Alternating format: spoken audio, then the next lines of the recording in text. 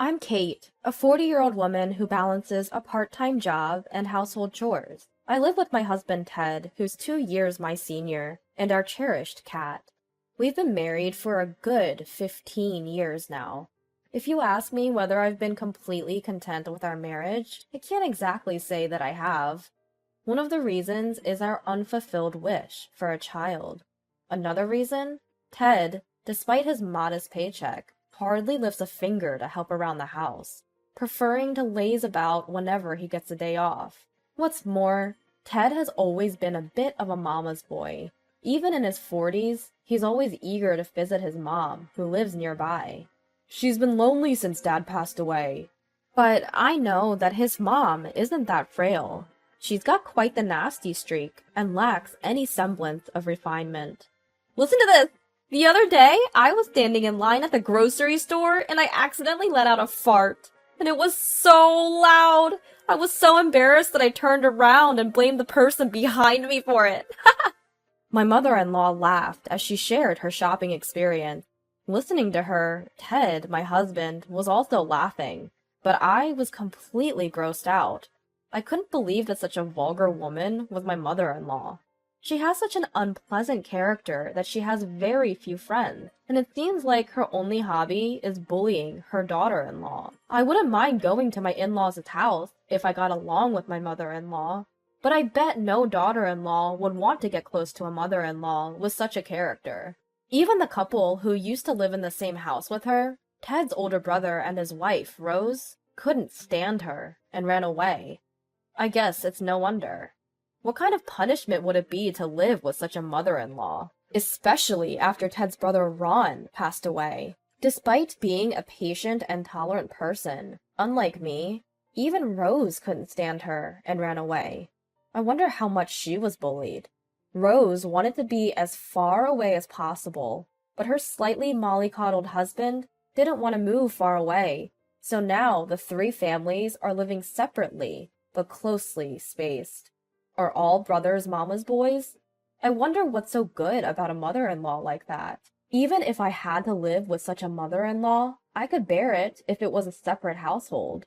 I received a request to live together from her, but I vowed to myself that I would absolutely prevent it if by any chance.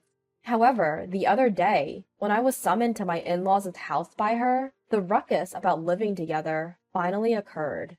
I've been thinking about it, and I think it's time for us to live together. When can you guys move in? Just when I thought she gathered both couples to say something, she suddenly started talking about living together. What's more, she talks as if it's already decided that we're going to live together, and even jumps to discussing the timing of moving in. I was flabbergasted. Huh? Wait a minute, I don't want to live together. I've seen how much trouble Rose went through, and I don't want to go through the same. I'm not asking you. I'm asking Ted, she retorted, disregarding my firm refusal to live together. Even though I would be involved if we were to live together, my intentions were completely ignored. Well, I don't mind living together. Even when it comes to taking care of Mom in the future, it would be easier for Kate to do it if we're living together, wouldn't it? To my disbelief, Ted agreed to live together, even assuming that I would be the one taking care of her in the future. Caregiving? Me? You must be joking. Are you seriously asking me to take care of you after all the bullying you've done to Rose and me? I retorted incredulously, to which she made a dissatisfied face. Oh dear, that sounds bad. I was just educating you a little as a senior housewife. Education? Is she really the one to talk about education? I thought to myself. Anyway, I don't want to live together or take care of you. If you insist on living together, I'll get a divorce, I declared firmly, causing Ted to panic. Whoa, wait! Talking about divorce over something like this is a bit over the top. Over the top? Trying to force me into living together and caregiving without considering my feelings is a legitimate reason for divorce. I have a job and a stable income, so I won't have any problem even if I get divorced, I retorted, leaving Ted speechless. Well, if Kate really doesn't want to, then I guess we have no choice but to ask you, brother, and Rose to come back, she said, causing Rose to panic next. No! I can't live with my mother-in-law again. It would ruin my mental health. Absolutely not. However, this time, her husband tried to calm her down. Calm down, Rose. Yes, Mom might have been a bit hard on you before, but she was doing it for your sake. She's regretted it too. Regret? I can't see any sign of her regretting anything at all. That's right! You never talk back no matter what I say, so there's no excitement for me either. It's difficult when a daughter-in-law is too straight personality like Kate, but it's also difficult when she doesn't say anything. That's right. You also have things to reflect on, don't you? What? At the unexpected comment from her brother-in-law, Rose was at a loss for words. I, standing next to her, was also stunned and speechless. Besides, Rose has always been a stay-at-home mom. If you divorce, you'll struggle financially right away. You're not working like Kate, brother-in-law said, which encouraged the mother-in-law to join in. That's true, Rose. If you keep being selfish, your husband will leave you. If a woman with neither good looks nor a good figure gets dumped, all she can do is end up on the street. Where exactly is this mother-in-law showing remorse? I seriously wondered. The mother-in-law seemed to be getting more and more carried away. Rose used to be cute when she was young. Now she's gained quite a bit of weight. It reminds me. Oh yeah, you heard about the news of the big seals at the zoo? Seals? I would like to see it. Brother-in-law even started to laugh. Oh, that's awful! Are you suggesting I'm like a seal? Tears welled up in Rose's eyes. I was flustered, trying to comfort her, but the mother-in-law and brother-in-law didn't stop. No, that's just a paranoid delusion. I was just talking about the big seals coming to the zoo. Right, brother-in-law? Seals wave their flippers and make a ho-ho sound, don't they? Ho-ho, it's a perfect imitation. Incredibly, brother-in-law and the mother-in-law started imitating a seal, flapping their hands at their sides. Stop it, please! Are you guys out of your minds? As I exclaimed in surprise, Rose burst into tears and stormed out of the house. I got up to follow her, shouting at the mother-in-law. How can you people be so inconsiderate and rude? No wonder Rose and I don't want to live with you. Ted then spat out. You're all high and mighty because you work, but you're just a woman trying to live on her own. You'll end up on the streets just like Rose. Don't think of threatening divorce. You'll regret it. His words hit a sore spot. Indeed, although I was in a more advantageous position than Rose, the fact that I couldn't easily say, fine, let's divorce, was also true. At any rate, I absolutely refuse to live together. I said that and stormed out of the in-laws' house. I wanted to find Rose and comfort her. After searching around town for a while, I found Rose trudging along. Rose! Kate. When Rose turned around, her face was a mess from crying. I somehow calmed Rose down and entered a nearby cafe. I can't stand it anymore. I've always been bullied by my mother-in-law and he never helps me. I agreed with her. Yeah, I guess. Both brother-in-law and Ted are such mama's boys. I sighed. It's not just the bullying from my mother-in-law. I can't stand his cheating anymore. Even my mother-in-law is helping him cheat. Suddenly, this topic came up, and I was taken aback. Wait a minute. Brother-in-law is cheating? And the mother-in-law is helping? Didn't you know? He's been cheating for a while. He says he's going to see his mother, but actually he's on a date with his mistress, and his mother is helping him create an alibi, even though she knows what's going on. Rose poured out her feelings, crying all the while. I sympathized deeply with Rose, shocked. She is bullied by her mother-in-law, cheated on by her husband. What a pitiful woman she is. It's no wonder you're upset. It's heartbreaking. But why do you put up with it? Even if you're worried about living alone, you don't have to endure that much. I intended to encourage Rose, but Rose looked up and stared at me with a puzzled look. Why am I putting up with it? That's because I thought you are too. Huh? Then Rose began to tell me an astonishing story. After hearing everything, Rose and I decided to team up and take revenge on the in-laws. Every one of them in that house is an outrageous bunch. There's no reason for Rose and I, the two wives, to be ridiculed and stay silent. We will pay them back double for the humiliation we've suffered, and knock them down. And that happened a month after Rose and I made that resolve. Our mother-in-law had once again summoned us to gather. Quietly, Rose and I prepared without telling our husbands. It was a perfect opportunity. With resolve, we headed for our husband's family home. "I'm really going to need one of you to live with me!" Our mother-in-law broached the topic of cohabitation again. "After all, I'm getting old, and you girls will need to take care of me eventually. Consider it practice." Rose spoke up before I could.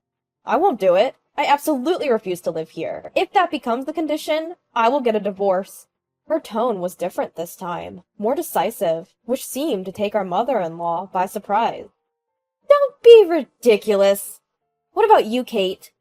Now it was my turn, huh? I responded. "So basically, you want us to live with you because you want us to take care of you, correct?" "Well, yes, that's part of it. But I also don't want to be alone. I want to live with one of my sons." When neither Rose nor I agreed, our mother-in-law began to grow impatient. "Really, can't you girls understand a simple request? This isn't a request. It's an order. Live with your husband here." Rose and I exchanged a look and nodded. "We refuse. Perhaps this person could do it instead." I then spread a handful of photos across the table. What is this?" Brother-in-law and Ted gasped. You see, those photos were evidence that brother-in-law and Ted were both having affairs. Pictures of them entering hotels with women, kissing in the shadows of telephone poles. "So you two have been cheating together. Such good brothers, and it seems our mother-in-law knew about it, and yet she helped you guys create alibis, and now after all that, you dare to ask us to live and care for you? How shameless." Rose nodded along at my side. "If you need someone to care for you, ask these women in the photos. We're going to divorce, so we won't live or care for you." "But that's the problem!" Our mother-in-law stuttered. "A problem? We have no problems at all. Right, Rose?" Rose grinned. "If you divorce, you'll be the one with problems. There's no way a housewife like you can survive on your own." Brother-in-law raged. Was he trying to mimic a sea lion again, like he did a month ago? Not this time. "The threat of divorce is just a bluff." Rose responded with a clear face. "Oh, I won't have any issues. I plan to take a substantial amount of compensation from you." "What?" "I also intend to demand compensation from your mistress. I should be able to rent a small apartment and re-establish my life with that. I'll have to find a job, of course, but I'm determined to make it on my own." "I'll help you, Rose." We, two women, decided to support each other and overcome the situation. If I use my personal savings, I can manage to live for the time being. Once Rose squeezes compensation from her husband and his mistress, I've arranged for her to repay me with a little interest. We have to squeeze money out of these two, no matter what. "Oh, Ted, I also plan to demand compensation from you and your mistress. Even though I work, money is never enough for a divorcee in her 40s. I declared to Ted, who clung to me. "I'm sorry! It was just a fling. I wasn't serious." "Whether you were serious or not, an affair is an affair. I've already consulted with a lawyer, so please make your excuses to them." I handed Ted and brother-in-law business cards of a lawyer's office. The lawyer on the card was the same for both. We both hired a lawyer at the same time and managed to get a small discount on the retainer. A sort of bundle deal, you might say. A clever trick worthy of a wise housewife. "Hold on! Let's talk this out! Please, not a divorce! I apologize! See? I'm begging you!" Ted and my brother-in-law both knelt and apologized on the spot. But my mother-in-law got even angrier and started shouting. "Well, if you're going to divorce, just do it! Can't stand a little infidelity from your husband! I don't need such an intolerant daughter-in-law!" Then Rose laughed. All of a sudden, she looked so confident. After all, a woman becomes strong with a bang. "Mother-in-law, you're quite tolerant of infidelity, aren't you? Could it be because you've been in the same boat?" My mother-in-law was taken aback. What are you talking about all of a sudden?" "Didn't you cheat back in the day?" That's what I heard from the neighbors, with the part-time student from Ted's swim club. What on earth is going on with your family's DNA? I know that your late husband was so diligent, but... Who told you such nonsense? Who knows? Maybe you should ask around. Well, we're going to go pack up our things. Rose and I stood up simultaneously, and with a bright smile, we said, "Please, enjoy your time." Ha ha ha! After that, Rose and I each went back to our homes, gathered our pre-packed belongings, and left. We'd already rented an apartment, so we met up there. We received numerous calls from Ted and my brother-in-law on our mobile phones, but we ignored them all and left everything to our lawyer. After a while, our double divorce was finalized, and we got our alimony. My mother-in-law's plan to have her daughter-in-law take care of her was foiled, and she had to rely on her 2 sons. Apparently, there's now a quarrel between my brother-in-law and Ted over who has to take care of her. "Come back! It was my fault. Let's start over. I'll be waiting for you at the restaurant where we used to go to on dates." Such Romeo emails from my brother-in-law and Ted kept arriving on Rose's and my phones. Every night after work, we would read these emails, have a drink, and laugh at our ex-spouses. "Hey Rose, do you know which restaurant he's talking about?" "I'm not sure. The restaurant where we used to date has been demolished, so I wonder where he's waiting." For a while, it was just the 2 of us and the cat. When Rose found a job, she moved out of the apartment. We escaped from that toxic family together. We hope to keep in touch and support each other in the future. As I pet my beloved cat and drink my coffee, I'm enjoying my peaceful